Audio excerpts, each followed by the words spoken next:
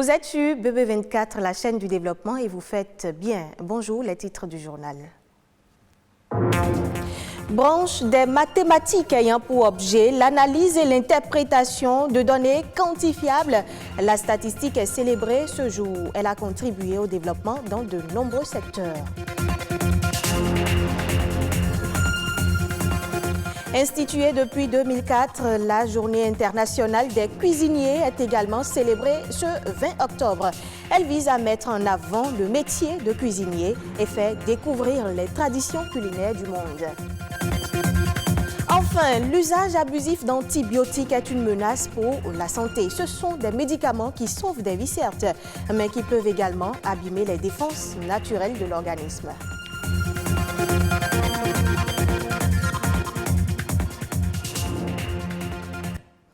Véritable outil d'analyse et de prévision utilisé par de nombreux métiers, la statistique est célébrée ce jour. Une initiative décrétée par l'ONU en 2010 pour faire ressortir l'importance du rôle que joue la statistique dans nos sociétés. Les statistiques servent couramment de base au débat public, à la formulation des politiques et à la prise de décision. Ulvaeus Balogun nous parle de leur utilité pour le développement économique. Le mot statistique désigne à la fois un ensemble de données d'observation et l'activité qui consiste dans leur recueil, leur traitement et leur interprétation en vue d'éclairer les actions humaines ou de faire progresser la connaissance des phénomènes. Elle touche donc tous les aspects de la vie et comprend la collecte des données, le traitement des données collectées, l'interprétation des données, la présentation afin de rendre les données compréhensibles par tous. Cet outil pédagogique, à la solde des mathématiciens, des physiciens et autres, permet d'évaluer les politiques afin d'aider les pouvoirs publics, les entreprises et les collectivités à prendre des décisions en toute connaissance de cause. Des statistiques fiables sont donc le reflet de la réalité au quotidien. Elles permettent de localiser les pauvres, de connaître les raisons de leur situation et à quoi ressemble leur vie. Elles fournissent également les éléments nécessaires à l'élaboration et au suivi de politiques de développement efficaces. Ainsi, grâce au travail de compilation et de normalisation des statisticiens, les citoyens peuvent appréhender le monde, maîtriser le présent et l'avenir de leur société. D'autant qu'il n'y a pas de projection possible ni de réaction ciblée sans statistiques fiables du présent. Sa mission est donc de produire, d'analyser et de diffuser des informations officielles, objectives et de qualité sur différents aspects de la société. Avec la statistique, c'est savoir chiffrer le monde et pouvoir le déchiffrer pour impacter positivement de nombreux secteurs tels que l'économie, la démographie, l'agriculture, la santé, l'environnement et autres. Ainsi, pour les statisticiens, diffuser les données, les transmettre de manière ouverte aux citoyens, c'est faire une œuvre démocratique en faveur d'une information de qualité et ainsi raffermir les efforts de réalisation des objectifs du millénaire pour le développement. Ce jour, le monde célèbre également les hommes en tablier, communément appelés cordons bleus. Ces professionnels de la cuisine qui, par leur technique et savoir-faire, font des plats et des mets à la fois pour ravir les papilles gustatives. Ce 20 octobre est un jour de la gastronomie et de nouvelles saveurs, nous dit Patrick Adiaboudjou.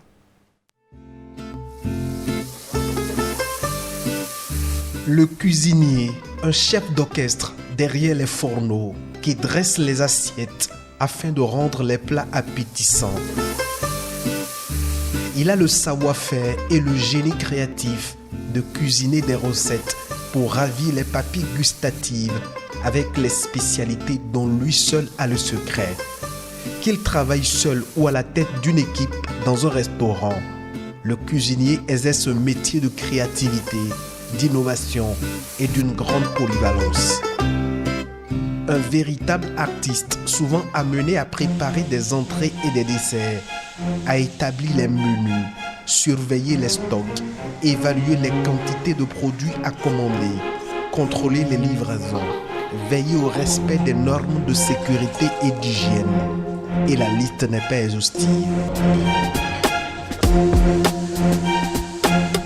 Pour mener à bien ces différentes missions, le cuisinier est un professionnel bien organisé, rigoureux, très souvent moins stressé et qui sait aussi s'adapter à n'importe quel type de clientèle. Le bon cuistot a l'art de la précision. En ce 20 octobre, la communauté internationale célèbre les cuisiniers. C'est depuis 2004, sur une initiative de l'Organisation des Nations Unies, que la date du 20 octobre a été officiellement choisie pour rendre hommage à tous ces hommes et à toutes ces femmes qui travaillent professionnellement en tant que cuisiniers.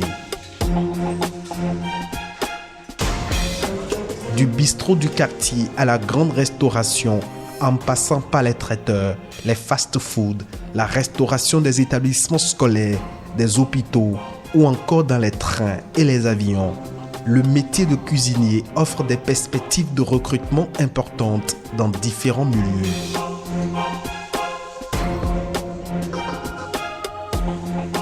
Le talent d'un grand cuisinier vient de sa capacité à se démarquer et à proposer des plats savoureux et innovants à ses clients. Faire la cuisine est un don de soi.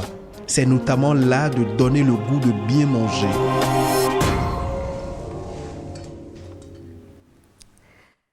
Eh bien, jamais 2 sans 3, dit-on, en santé sensibilisés sur l'ostéoporose. Tel est le maître mot ce 20 octobre, journée mondiale également dédiée à cette troisième cause. L'ostéoporose est une fragilisation de l'os due à une perte osseuse excessive. Les os les plus vulnérables sont le poignet, l'extrémité supérieure du fémur, les vertèbres ou le bassin. Le traitement repose sur des médicaments, une alimentation saine ainsi que des exercices pour prévenir la perte ou renforcer les os déjà faibles. Madame, Monsieur, l'automédication est une pratique très courante qui consiste pour les utilisateurs à soigner leur pathologie en utilisant des médicaments dûment autorisés, mais sans avis médical préalable. Et dans le cas des antibiotiques, s'ils sont pris de façon abusive ou inadéquate, ils peuvent abîmer les défenses naturelles de l'organisme. Ariel Zanou, pharmacien, nous en donne ici des détails. Un antibiotique, c'est avant tout un médicament dont l'objectif justement est de pouvoir lutter contre ce qu'on appelle les infections. Et les infections généralement sont liées au fait que les microbes qui sont dans notre environnement à des moments donnés arrivent à pénétrer notre organisme et malheureusement notre système de défense naturelle n'arrive pas à lutter efficacement contre ces microbes-là. Donc, à un moment donné, quand ces microbes-là prennent le dessus, on va parler d'infection. Et c'est à ce moment-là que les médicaments qu'on va pouvoir utiliser pour corriger ces infections, ces médicaments-là, c'est ça qu'on appelle justement les antibiotiques. Dans notre organisme, nous avons des microbes qui sont dangereux et nous avons des microbes qui ne sont pas dangereux.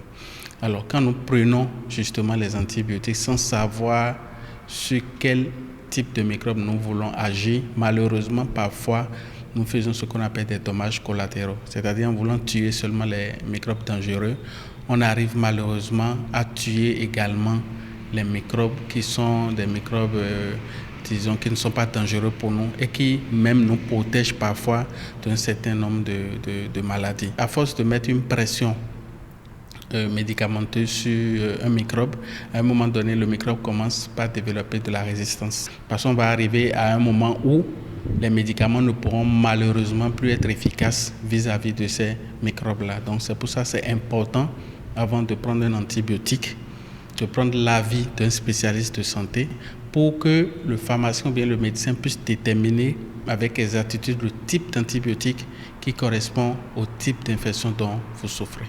Pour ceux qui le savent très bien, les médicaments n'ont pas que des effets bénéfiques. Il y a ce qu'on appelle des effets secondaires indésirables également qu'il faut prendre en compte. Donc, il faut toujours prendre l'avis des spécialistes. Et le spécialiste le plus proche aujourd'hui, qui ne vous prend même pas de l'argent pour vous donner son avis, c'est le pharmacien. Les Information économique dans ce journal, environ 8,5% des conteneurs utilisés pour les expéditions maritimes sont bloqués dans divers ports à travers le monde en raison de la pandémie de Covid-19. C'est ce que rapporte la Banque mondiale. L'institution a révélé le lien entre ce phénomène et la flambée des prix des denrées alimentaires. L'immobilisation des conteneurs engendre en effet des frais portuaires supplémentaires qui gonflent le coût de revient des marchandises pour les chargeurs qui se voient obligés de les répercuter sur les consommateurs finaux. Voici à présent le point de quelques autres nouvelles de l'interactualité. Eco-Inter porte la signature de Patrick Adiabodjou.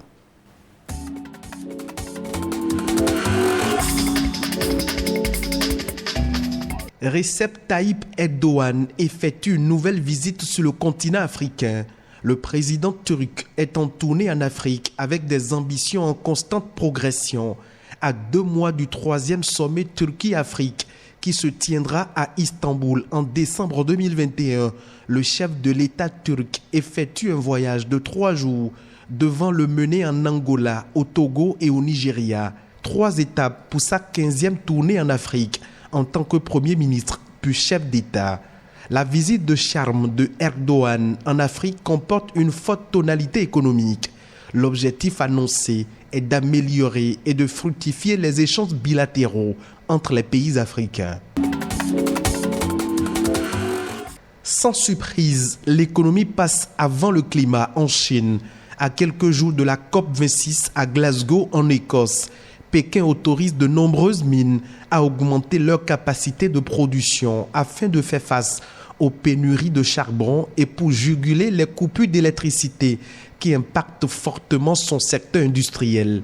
Près de 60% de l'électricité en Chine est produite à partir du charbon. Faute de cette matière première, les centrales tournent au ralenti, ce qui a fait bondir les coûts de production pour les entreprises. Résultat, l'indice de production industrielle a chuté. La Chine est à la fois le premier producteur mondial de charbon et le premier pollueur mondial.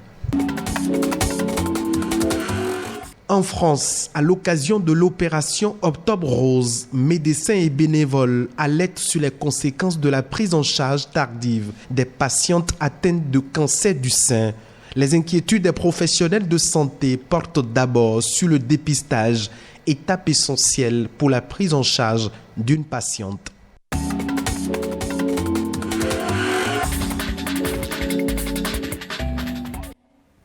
C'est la fin de ce journal disponible en replay sur le site web de l'ORTB, www.ortb.bj. Rendez-vous à 19h45 pour une autre édition complète du journal.